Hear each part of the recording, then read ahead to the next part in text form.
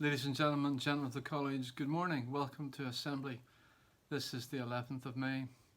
We're 7 weeks into lockdown and it is just going on and on. So I had one of the deputies read from that passage in Timothy that talks about enduring to the end, running the race and finishing the course. It's about perseverance and just going through the times that are hard and difficult to endure. I've been thinking about the fact that the lockdowns happen now whenever we have technology that helps us. Technology such as Zoom and the various ways of social media and staying connected. 10 years ago we wouldn't have had that, and 20 years ago would have been even more difficult.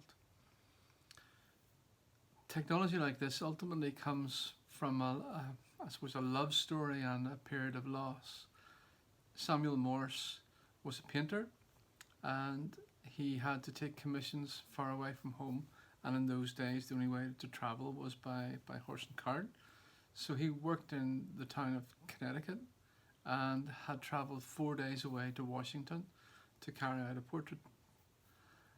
His wife got sick, and by the time a messenger had left his wife and travelled to Washington and found him and then travelled back again, his wife was both dead and buried. So Morse gave up painting and decided that in the future he would devote himself to invention, and his invention was to help people communicate. And after the invention of the telegraph and Morse code, the ability to communicate was entirely transformed. No longer did people have to travel to give the message or to put a letter in hand. It was simply communicated along a telegraph wire. Nowadays, that is just, again, something entirely different, where we're casting video and we're able to see one another face to face. What a wonderful, wonderful thing that Morse did in order to, I suppose, recover and mourn the loss of his wife. He thought he would cause others not to go through the pain that he had, and he made their life better. We're grateful to people like Samuel Morse.